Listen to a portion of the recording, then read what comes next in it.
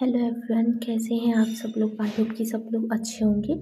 तो जैसा कि आप लोगों ने थंबनेल से देख लिया हो कि इस वीडियो में मैं आपको बताने वाली हूँ कि ब्लैक बुक से मतलब कैसे क्या पढ़ना है हमारे एसएससी एग्ज़ाम के लिए, ठीक है। और उसी की वजह से हम इंग्लिश में 85 प्लस स्कोर कैसे करें, ये तो सभी जानते हैं कि हमारा वोकेबलरी का मतलब जो रूल है इंग्लिश में वो कितना ज़्यादा है, ठीक है। और आपने जितनी भी ज़्यादातर टॉपर्स हैं उनकी वीडियोस देखी होंगी इंटरव्यू की, तो उन्होंने ब्लैक बुक ही सजेस्ट की है।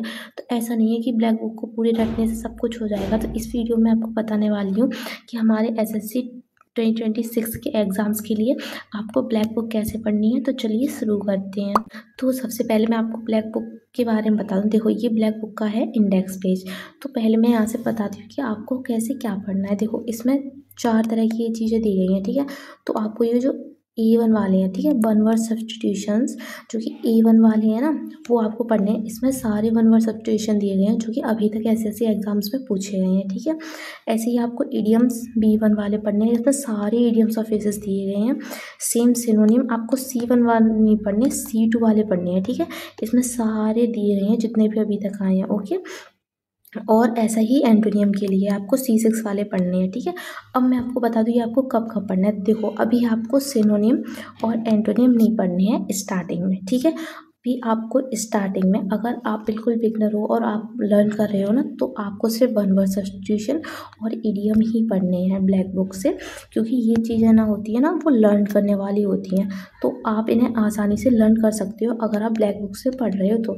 लेकिन अगर आप सिनोनिम और एंटोनिम ब्लैक बुक से पढ़ोगे, मैंने भी एक बार पूरे पढ़ चुकी थी लेकिन मुझे कुछ समझ में नहीं आया है, ठीक है। तो मैं आपको आगे बताऊंगी कि आपको वो कैसे कवर करनी है।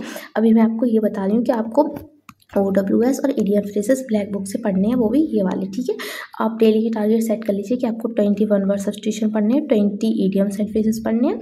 तो और इसको आपको 3 डेज स्ट्रेटजी में चलना है, यानी कि 3 डेज, यानी कि जैसे कि आपने आज पढ़े, ठीक है, आपने आज 1 से 20 तक पढ़े, तो कल जब आप पढ़ेंगे ना तो आप 20 से 40 तक पढ़ेंगे, लेकिन 1 से 20 वाले रिवाइज करेंगे, ठीक है।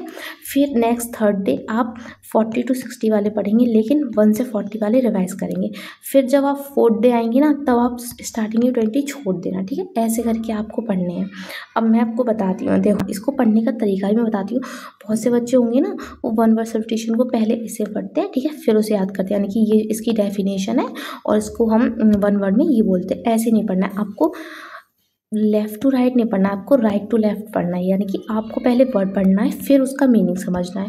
इससे हमारे जो दिमाग है ना, वो अच्छे से उसको मतलब एनालाइज करेगा, अच्छे से समझेगा और लॉन्ग टर्म मेमोरी में सेव करेगा, ठीक है।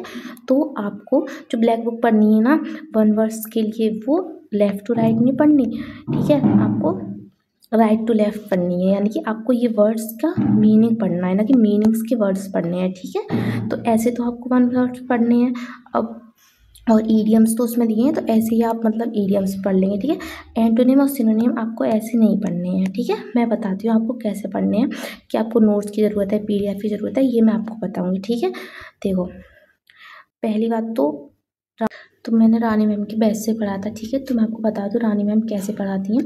रानी मैम मतलब कोई भी एक वर्ड ले लेंगी, ठीक है, तो उसके सारे सिनोनिम्स कराएंगी, उससे रिलेटेड जितने भी वर्ड है वो कराएंगी, ठीक है। और वो मतलब निमोनिक्स के थ्रू पढ़ाती हैं। तो इससे मुझे याद हो गया था, मैंने ब्लैक बुक खुद से भी एक बार पढ़ के देखी थी, उससे मुझे कोई बेनिफिट लगा नहीं, ठीक है, लेकिन इससे बहुत ज़्यादा लगा था। ऐसे ही वो सारे एंटोनिम्स के निमोनिक्स बना के पढ़ाएंगी, ठीक है। या तो आप उनके हैंड रिटन नोट्स बना लो, जैसे मैंने ये बनाए हैं थोड़े बहुत, ठीक है। वरना रानी मैम की PDF वो PDF भी प्रोवाइड कर देती हैं, ठीक है। तो मैंने मतलब PDF से भी मतलब मैं डेली वही 3 डेज़ वाली की आज इतने पढ़े हैं तो अगले दिन रिवाइज़ करने हैं, फिर थर्ड डे भी रिवाइज़ करने हैं, ठीक है।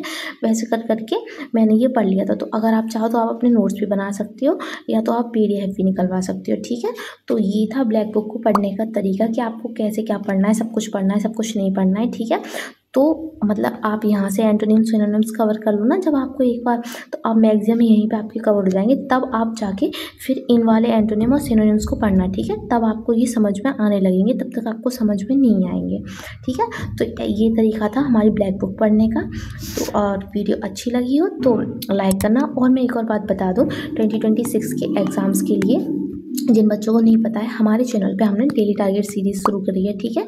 ये जो डेली टारगेट सीरीज़ है ना, वो हम बच्चों को डेली टारगेट्स प्रोवाइड करने के लिए चला रहे हैं, ठीक है। यानी कि इसमें आपको डेली टारगेट्स दिए जाएंगे कि आपको इतना इतना पढ़ना है, यहाँ से पढ़ना है, और ये बिल्कुल फ्री है। इसमें सब कुछ फ्री रहने वाला है बिल्कुल, क्योंकि हम ये सब यूट्यूब से पढ़ रहे हैं।